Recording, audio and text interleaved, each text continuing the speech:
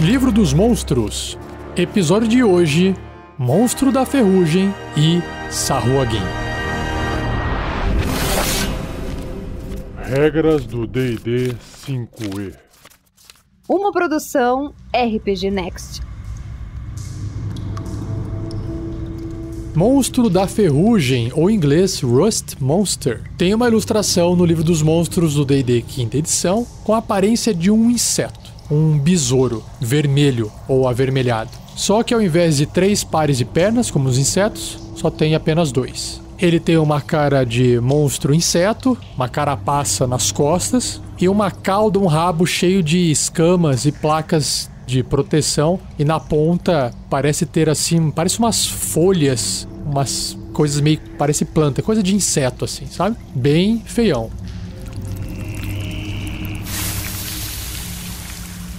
Monstro da Ferrugem. A maioria dos anões prefere encarar um esquadrão de orcs a confrontar um único monstro da ferrugem. Essas criaturas estranhas e normalmente dóceis corroem metais ferrosos, depois engolem a ferrugem que criaram. Nesse processo, eles arruinaram armaduras, escudos e armas de incontáveis aventureiros. O corpo de um monstro da ferrugem é coberto por uma grossa armadura irregular. Sua longa cauda termina em uma protuberância óssea e 2 antenas emplumadas brotam de sua cabeça de inseto.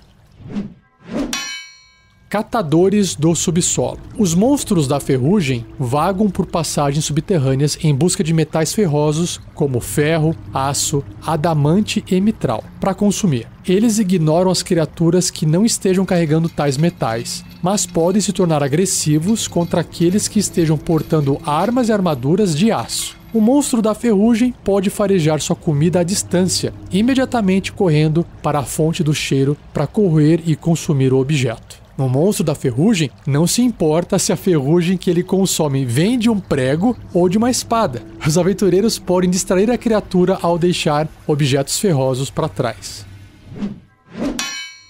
Errantes subterrâneos. Os monstros da ferrugem raramente são encontrados em grandes números, preferindo caçar sozinhos ou em pequenos grupos. Eles vagam por túneis, se movendo de caverna em caverna em sua incansável busca por metais ferrosos para devorar. Suas andanças geralmente os leva ao encontro de outros habitantes do subterrâneo que os consideram inofensivos ou pouco apetitosos. Por isso, os monstros da ferrugem podem ser encontrados bem próximos de outros monstros subterrâneos. Se eles forem bem tratados e bem alimentados, eles também podem se tornar companheiros e animais de estimação amigáveis. Muito bom!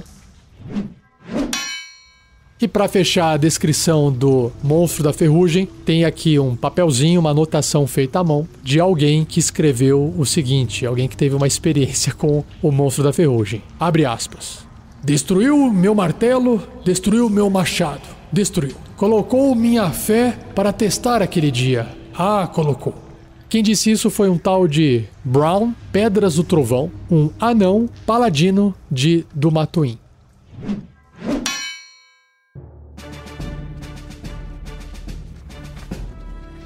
Bloco de estatísticas do monstro da ferrugem. Ele é uma monstruosidade média e seu alinhamento é imparcial ou unaligned. Sua classe de armadura é 14, uma armadura natural, faz todo sentido. Pontos de vida 27, ok. Deslocamento 12 metros, opa, rapidinho, 40 pés. Em atributos ele tem força 13, pouquinho acima da média só, destreza 12 também, constituição 13, também um pouquinho acima da média, inteligência 2, é basicamente um inseto gigante, né? Sabedoria 13 e carisma 6. Em sentidos ele tem percepção no escuro de 18 metros, ou 60 pés, percepção passiva de 11, ok. Não tem nenhum idioma e seu nível de desafio é meio, ou 100 pontos de experiência. Então ele foi feito realmente só para poder atazanar todos os tipos de aventureiros de qualquer nível. Na parte de traços ele tem 2. Enferrujar metal e farejar metal. Então primeiro ele vai farejar o metal. O monstro da ferrugem pode localizar com precisão, pelo faro, metais ferrosos até 9 metros dele. ou 30 pés. E aí, o Enferrujar Metal diz que qualquer arma não mágica feita de metal que atinja o monstro da ferrugem é corroída. Caramba, basta atingi-lo. Após causar dano, a arma sofre uma penalidade permanente e cumulativa de -1 nas jogadas de dano. Uma espada vai ficar menos cortante, por exemplo, né? Se a penalidade chegar a -5, a arma é destruída. Munições não mágicas feitas de metal que atingirem um monstro são destruídas depois de causarem dano. Por exemplo, a ponta de uma flecha. E aí na parte de ações, ele tem duas, a mordida e antenas. Olha só, não é só estética antena, tem uma ação aqui. A mordida é um ataque corpo a corpo com arma, mais 3 para atingir, o alcance adjacente, 1,5 m, apenas um alvo. Se acertar, 5 ou 1d8 mais 1 de dano perfurante. Tem aqui, beleza, nada demais. Agora as antenas, o monstro corrói um objeto de metal ferroso, não mágico, que ele possa ver a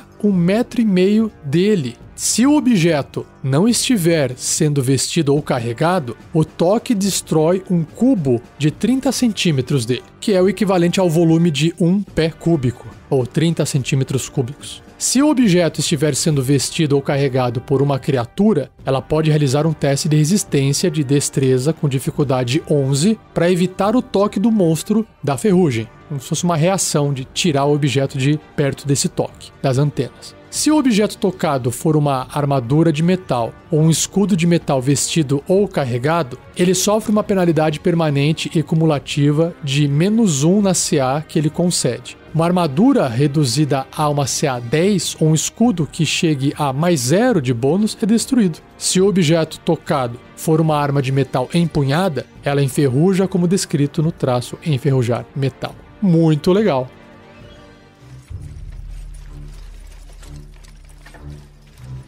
Ideia de aventura. Eu imagino o seguinte, né? Usando o monstro da ferrugem não só como uma criatura para poder enfrentar os personagens, mas colocar ele dentro de um contexto onde justifica os personagens irem até lá para poder remover essas criaturas. Então, por exemplo, pode haver um grupo de anões que está construindo uma fortaleza, ou existe um local, tipo uma forja, que teve uma invasão de monstros da ferrugem. É basicamente como se fosse uma invasão de ratos. E os aventureiros são chamados como se fossem os exterminadores das criaturas. E aí é óbvio que, se eles forem com as suas armas metálicas, existem grandes chances de eles perderem aquilo lá. Então seria legal algum NPC poder orientá-los e falar assim, olha, os monstros funcionam assim. Se vocês colocarem armaduras de couro, tá seguro. Se vocês levarem, sei lá, espadas de madeira ou lanças de madeira, também tá seguro. Arco e flechas também é uma coisa interessante. Você vai sempre perder a ponta da flecha que é de metal, mas já tem 50% de chance de perder a flecha de qualquer jeito. Magias, tranquilo. E é claro que aquele aventureiro que quiser ir com uma armadura, ela vai ter uma proteção para o primeiro ataque, uma armadura de metal no caso, né? Mas após o primeiro ataque, a gente sabe que a armadura vai perder a eficácia de proteção dela. Então, fica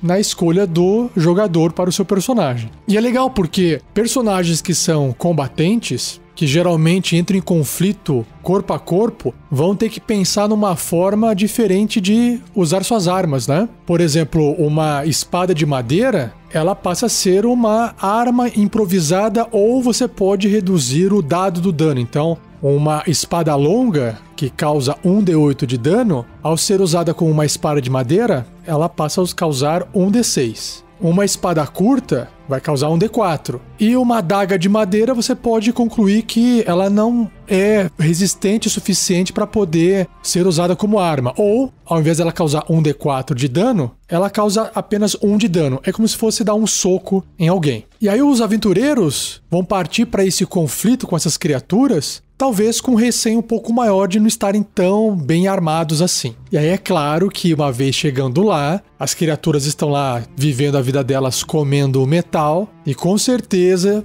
uma vez lidado com essa ameaça, vamos chamar assim de natural, entre aspas, como se fosse uma invasão de ratos, existe um problema maior por trás disso. Alguém ou um grupo de pessoas facilitou, fez com que aqueles monstros da ferrugem entrassem ali dentro da Forja dos Anões, por exemplo, para poder causar um caos, para poder destabilizar vai iniciar uma guerra e quando os aventureiros estiverem lá dentro, de repente aparece saindo ali pelos túneis outras criaturas, e aí eles estão com aquelas armas de madeira que causam menos dano, que são menos eficazes, vão estar numa situação de proteção menor, porque vão estar usando talvez todas as armaduras de couro, e aquele guerreiro que gostava de usar uma armadura metálica não tá usando naquele momento para não perder ela, e aí tem uma defesa menor, e aí eles entram num outro conflito, num outro combate, menos preparados, e aí sim vai desenvolvendo a história. E aí desenvolve a trama da narrativa. Bom, essa é a minha ideia de aventura para o Monstro de Ferrugem. Se você tiver uma também, compartilhe. Seja você também um guerreiro ou uma guerreira do bem. Para saber mais, acesse padrim.com.br/rpgnext ou picpay.me/rpgnext.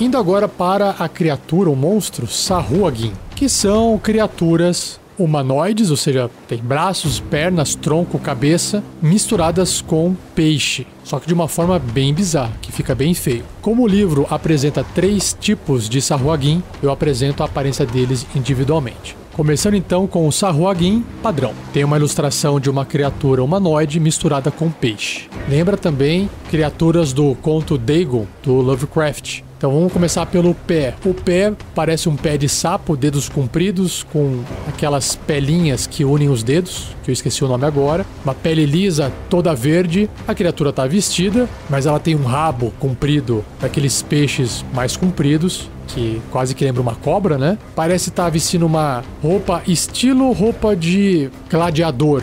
Aquela sainha, um tridente na mão, feito de material, talvez bambu ou pedaço de madeira, com coisas assim mais artesanais. Mais pra cima, ali perto do ombro, tem uma concha pontuda, como se fosse uma armadura. E aí o que chama atenção na ilustração é a feiura do rosto desse monstro, que aí realmente tem bem menos de humanoide aqui. Um pescoço meio de peixe, a cabeça bem de peixe, só que os olhos pra frente ao invés de pro lado. E a boca tem bastante dente, então bem feio.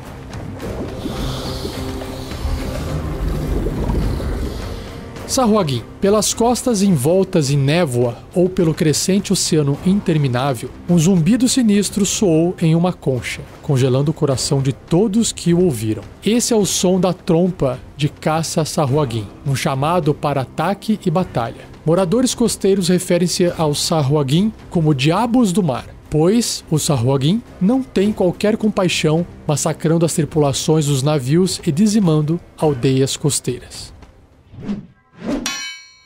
Diabos das profundezas. Os Sahuagins são uma raça pícil e predatória que se aventura nas profundezas escuras do oceano para caçar as criaturas de águas rasas e do litoral. Embora eles habitem nas mais profundas fendas oceânicas, os Sahuagins veem todo o domínio aquático como seu reino e as criaturas nele como presas para seus grupos de caça. Os governantes autoproclamados dos domínios oceânicos dos Sahuagins são grandes mutantes machos com um par de braços secundário. Eles são oponentes terríveis em batalha e todos os Sahuagins ajoelham-se perante esses poderosos barões. Caminho do Tubarão. Os Sahuagins veneram o deus Tubarão Secolá. Apenas as Sahuagins fêmeas são consideradas dignas de canalizar o poder do deus e as sacerdotisas possuem uma enorme influência nas comunidades Sahuagins. Os Sahuagins entram em frenesi quando sentem cheiro de sangue fresco. Como adoradores de Secolá, eles também têm uma afinidade especial com os tubarões, os quais eles treinam como animais de ataque. Mesmo os tubarões destreinados reconhecem os Sahuagins como aliados e não como suas presas. Que interessante. Inimizade élfica. Os Sahuagins poderiam controlar os oceanos se não fosse a presença de seus inimigos mortais, os elfos aquáticos, ou elfos da água. Guerras entre as duas raças têm ocorrido por séculos por todas as costas e mares do mundo, prejudicando o comércio marítimo e trazendo outras raças para esse conflito sangrento. O ódio dos Sahuagins pelos elfos aquáticos é tão intenso que os diabos do mar se adaptaram para combater seus antigos adversários. ou um Sahuagin que nasça próximo o bastante de uma comunidade de elfos aquáticos pode vir ao mundo como um Malente, que é um Sahuagin que lembra fisicamente um elfo aquático em todas as formas. Caramba! Os Sahuagins são propensos à mutação, mas se esse raro fenômeno é resultado das guerras entre os Sahuagins e os elfos aquáticos, ou se eles precederam ou mesmo deram início ao conflito, ninguém pode dizer. Os Sahuagins fazem bom uso dos Malente como espiões e assassinos nas cidades de elfos aquáticos e sociedades de outras criaturas que representem uma ameaça aos Sahuagins. A mera sombra da ameaça Malente incita a paranoia e desconfiança entre os elfos aquáticos, cuja resistência é enfraquecida com o prelúdio de uma efetiva invasão Sahuagin. Faz todo sentido. E antes de eu passar para o bloco de estatísticas, tem aqui um pedacinho de papel com uma nota escrita à mão que diz o seguinte: a aldeia estava vazia, as gaivotas silenciosas e tudo o que ouvíamos era o mar revolta. Esse texto foi extraído de um relato das consequências de um ataque Sahuagin.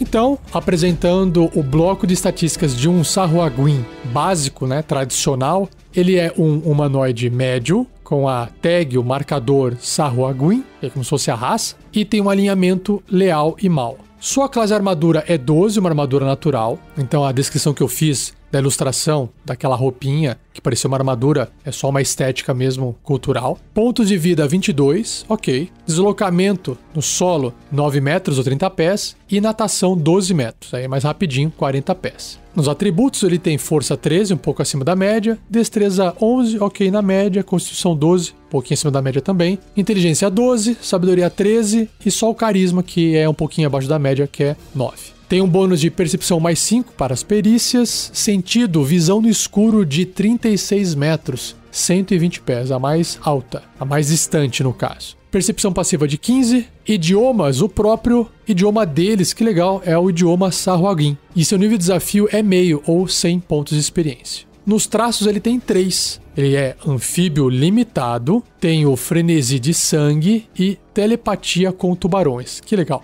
Anfíbio limitado diz que o Sahuagin pode respirar ar e água, mas ele precisa submergir pelo menos a cada 4 horas para evitar sufocação. Caramba, é por causa dessa mistura, com humanoide. O frenesi de sangue diz que o Sahuagin tem vantagem nas jogadas de ataque corpo a corpo contra qualquer criatura que não esteja com todos os seus pontos de vida. Então, até ele acertar o primeiro ataque, ele faz o ataque normal, sangrou a criatura, se tiver sangue, aí ele faz ataque com vantagem. E a telepatia com tubarões diz que o Sahuagin pode comandar magicamente qualquer tubarão até 36 metros dele, ou 120 pés, usando uma telepatia limitada. Limitada porque ele envia comandos e não bate um papo com o tubarão. Óbvio, E na parte de ações, ele tem 4. Ataques múltiplos, mordida, garra e lança. Ataques múltiplos diz que os Sahuagins podem realizar 2 ataques, um com a sua mordida e um com a garra ou lança, escolhe.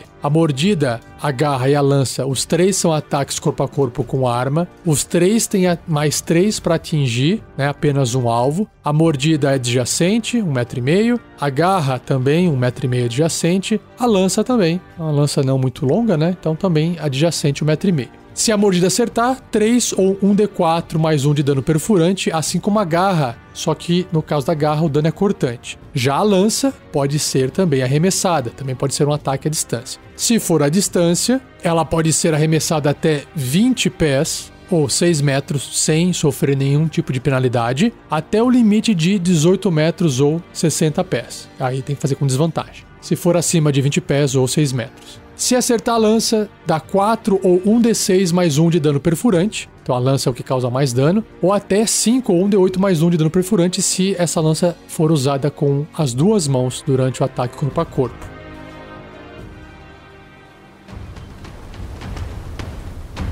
A ilustração do Barão Sahuagin é como o livro havia descrito agora há pouco. Imagina que alguém cortou o tronco embaixo do braço do Sahuagin e encaixou em cima de outro Sahuagin. Lembra o Goro do Mortal Kombat. Uma criatura que tem mais 2 braços ali na metade do tronco. Fora isso, ele parece ter uma armadura, ainda com uma aparência de coisas do fundo do mar, e uma lança um pouco melhor, uma lança com ponta metálica. E claro, bem mais alto e ameaçador.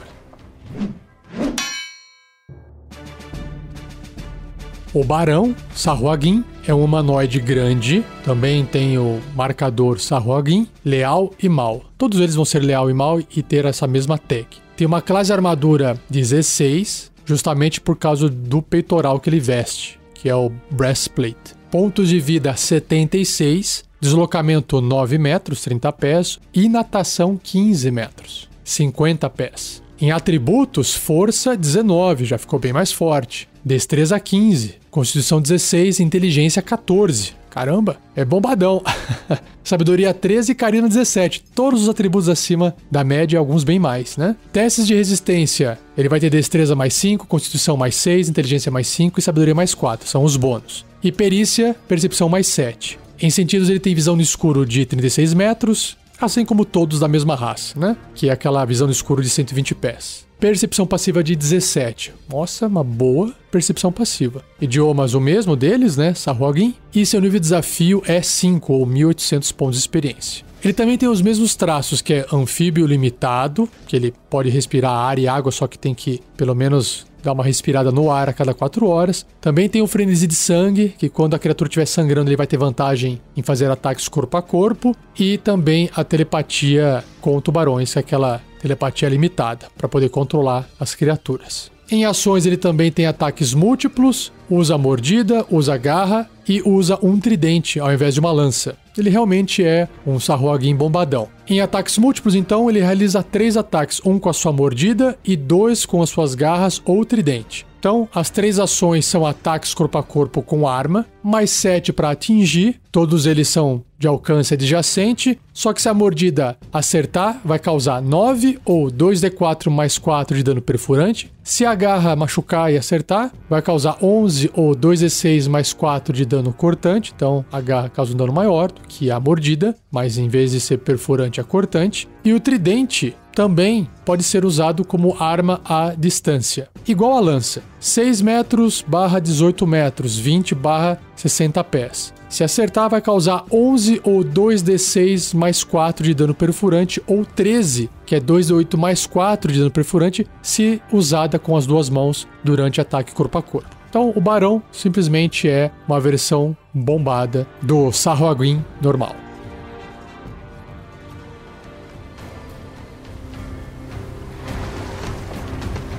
Por fim, a sacerdotisa Sahuagin, que é feia. A ilustração lembra bem pouco o ser humano. É a mais deformada de todas. Ela é baixinha, barriguda, a perna dela lembra mais uma pata porque dobra para trás igual pata de cachorro. E a cabeça, onde é a cabeça ali, que seria uma cabeça de gente, né? É tomada por uma cara de peixe muito mais quase que demoníaco. Boca bem aberta, dente bem comprido. Lembra um pouco até uma mistura com um dragão. É bem feio. Também tem um rabo pra cima bem mais feio. E tá segurando um cajadinho assim. E parece ser mais baixinha também.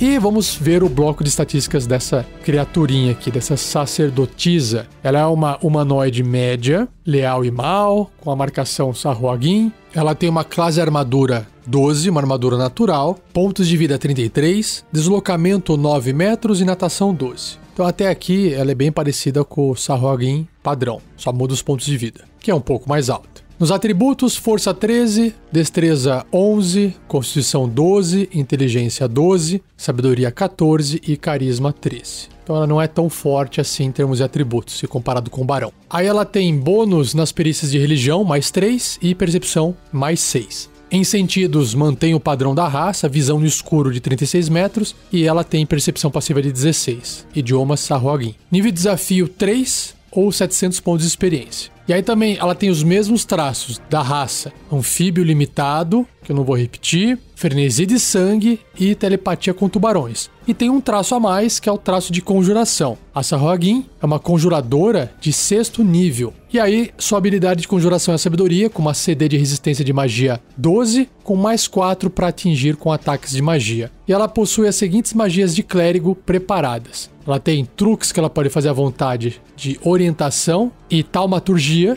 Magias de 1º nível, que tem 4 espaços. Ela pode fazer bênção, detectar magia e raio teleguiado. De 2º nível, que ela tem 3 espaços, arma espiritual, no caso, com forma de um tridente, e a magia imobilizar pessoa. E de 3º nível, que tem 3 espaços, idiomas, palavra de cura em massa. Por fim, as ações, ela também tem ataques múltiplos. Ela pode realizar 2 ataques, um com a sua mordida e um com a sua garra. Então ela só morde ou usa garra. Ambos são ataques corpo a corpo com arma, mais 3 para atingir adjacente um alvo. A mordida, se acertar, vai causar 3 ou um D4 mais 1 de dano perfurante, que os dentinhos são finos, então perfura. E a garra, 3 ou um D4 mais 1 de dano cortante. Então ela é bem mais fraquinha nesse aspecto de ataques.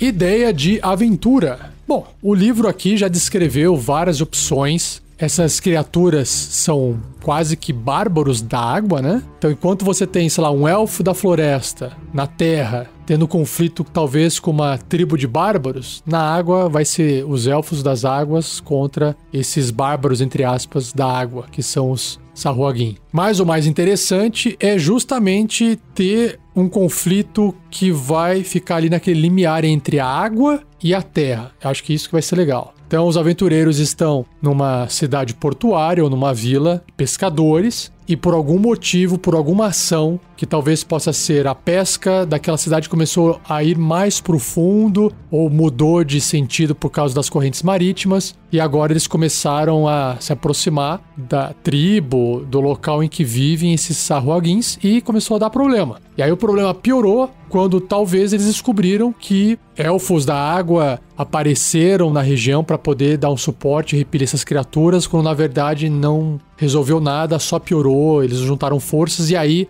entram os aventureiros para poder tentar auxiliar, para tentar ajudar. Uma aventura que pode se passar num barco, pode se passar também às vezes debaixo d'água, caso os aventureiros tenham equipamentos mágicos ou até magia para poder permanecer debaixo d'água. E é uma ótima oportunidade para você poder fazer uma aventura em níveis iniciais de personagem, nível 1, nível 2, nível 3, envolvendo água. Combate embaixo d'água, né? Combate aquático, elfos debaixo d'água e outras criaturas, como por exemplo tubarões. É uma ótima oportunidade para poder apresentar um lore, um conhecimento de criaturas que vivem embaixo d'água. Ou que vivem, né, em cavernas, próximas à água, não necessariamente precisa estar debaixo da água toda hora, porque essas criaturas Sahuagins, eles são anfíbios limitados. Eles podem ficar embaixo da água até 4 horas, mas tem que voltar para a superfície para respirar. Então eles não vivem embaixo d'água, eles usam a água como meio, né? Pode ter alguma história envolvendo pirata, busca de tesouro, ilhas afastadas, pegar um barco e viajar para um local para poder ir atrás do tesouro e na verdade tá passando por uma tribo dessas criaturas e dá problema, e aí virar uma perseguição e por aí vai. Beleza? Não se esqueça de compartilhar sua ideia de aventura também.